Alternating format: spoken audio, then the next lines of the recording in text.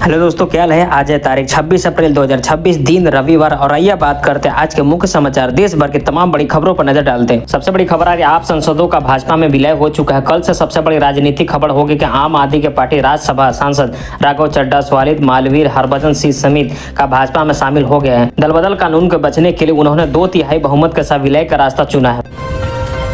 नीति आयोग से सबसे बड़ा एक अपडेट आ रहा है कि प्रधानमंत्री अशोक कुमार ने लाहिरी के नीति आयोग का नया उपाध्यक्ष नियुक्त किया है। कल वो अपना कार्यभार संभाल सकते हैं, जिससे देश की आर्थिक नीतियों में बदलाव करने की उम्मीद है।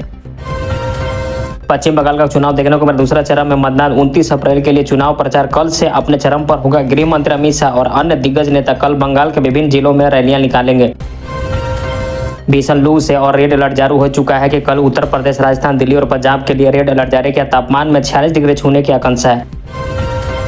भारत जापान एआई मॉडल पर काम कर रही है। मुंबई में संपन्न पहले पर भारत जापान एआई राजनीतिक संवाद के नतीजों पर कल विस्तार से रिपोर्ट आएगी, जिससे सुरक्षित और जिम्मेदार आर्टिफिशियल इंटेलिजेंस पर सहमति बनी है। ईरान पाकिस्तान शांति वार्ता के लिए बात कर चुका है। ईरान के विदेश मंत्री अब्बास अरागची कल इस्लामाबाद में होंगे। मध्य पूर्व में तनाव कम करने के लिए वैश्विक स्तर पर चर्चा विषय रहेगी। जनगणना 2027 की तैयारी शुरू हो चुकी है। केंद्र सरकार डिजिटल फर्स्ट अप्रोच के साथ 2027 की जनगणना का खाका कल सार्वजनिक कर सकती है।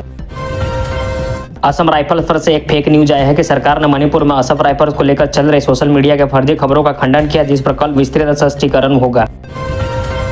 बैंकिंग और इकोनॉमी से खबर देखते हैं कि आरबीआई ने एक नियमों के उल्लंघन के कारण पेटीएम पेमेंट्स बैंक का लाइसेंस रद्द करने का अंतिम फैसला सुना है। कल इसके जागरूकता के लिए एक नया निर्देश लागू हुआ। गेहूं खरीदी का लक्ष्य बढ़ चुका है। सरकार ने न्यूनतम समर्थन मूल्य पर गेहूं खरीद का 15% बढ़ा दिया, जिससे किसानों की आय में वृद्धि और खाद्य सुरक्षा मजबूत होगी। विश्व बैंक का भारत का अनुमान देखने को मिल रहा है। विश्व बैंक की ताजा रिपोर्ट के अनुसार वैश्विक मंदी मौजूद भारत 6.6% की दर से दुनिया के सबसे तेजी बढ़ती अर्थव्यवस्था बन रहा है।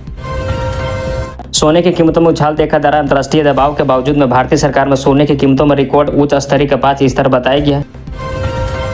विकास भारत योजना के तहत इस योजना के नए कर्मचारियों को 15,000 तक का प्रोत्साहन राशि देने के लिए कल से तेजी हो सकती है। अब खबर देखते हैं यूपी, बिहार और झारखंड से। यूपी में निवेश का नया रिकॉर्ड लागू हुआ है। उत्तर प्रदेश सरकार द्वारा डेटा सेंटर में सेमीकंडक्टर क्षेत्रों में बड़े निवेश प्रस्तावों को मंजूरी दे सकती। बिहार से देख रहे स्कूल में फेम एथलेटिक्स। बिहार में सभी सरकारी स्कूलों में शिक्षकों उपस्थिति के लिए फेस एथलेटिक्स तकनीकी कल से अनिवार्य की जाएगी।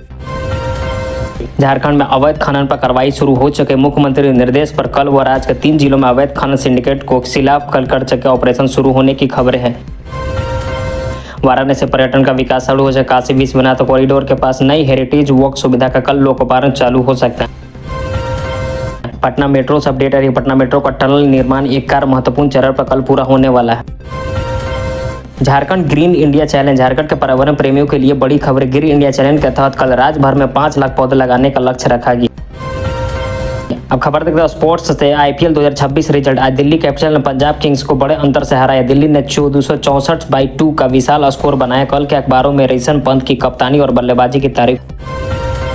कल का आईपीएल मैच 2026 को राजस्थान रॉयल्स बनाम सनराइजर हैदराबाद के बीच भिड़ंत होगी। अंक तालिका में शीर्ष पर बने रहे की जंग दिलचस्पी रहेगी। भारत में 95वें ग्रैंड मास्टर का एक सबसे बड़े अपडेट है कि कोलकाता में अरोनैक घोष भारत के 95वें शतरंज ग्रैंड मास्टर बन चुके। खेल पन्नों पर यह सबसे बड़ी खबर होगी। कैंसर के खिलाफ पर एक जंग का अपडेट आ रही है। उपराष्ट्रपति सीपी राधाकृष्णन ने कैंसर के खिलाफ मानसिक मजबूती का संदेश दिया है, जो कल के संपादकीय का हिस्सा बन सकता। विश्व बौद्धिक संपदा दिवस कल 26 मई को वर्ल्ड आईपीडी के नवाचार के क्षेत्रों में भारत की प्रगति पर विशेष रिपोर्ट छापेगी। 4 धाम यात्रा एडवाइजर पे कहा है कि यात्रा शुरू होने से पहले कल उत्तराखंड सरकार ये तीर्थ यात्रियों के लिए स्वास्थ्य और मौसम संबंधी अंतिम गाइडलाइन जारी होगी।